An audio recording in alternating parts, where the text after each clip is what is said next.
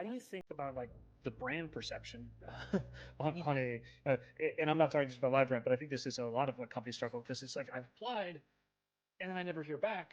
Right. And then I start to think badly about that brand and that company and all those things. And so, it's more of a meta thing than live brand because I think every company struggles with it. I feel like there's no excuse nowadays not to at least give somebody an automated response that says, like, there's got to be a system that says, I applied, someone looked at my resume, they put me in the no pile. That's a nice, polite way of saying thank you so much for applying.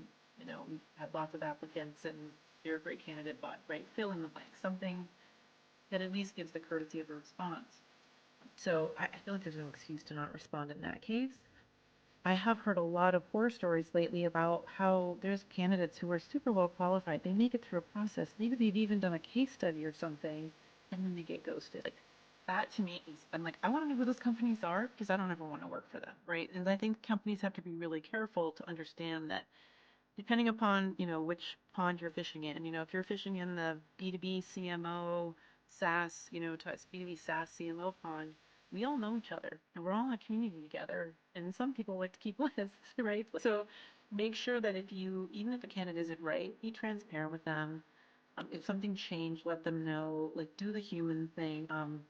This is part of hungry, humble, and smart. Like do the smart thing and keep your brand healthy and whole, versus like don't be afraid to have that conversation. As a candidate, if someone's afraid to have that conversation with me, I'm kind of glad I'm not working there, maybe, right? Because what would that experience be like if they can't even let me know I wasn't the right fit for the job? It is hard. I mean, there's so many, but I feel like that first level of like didn't make it past the recruiter. Hopefully, there's somebody working on a way to automate that response.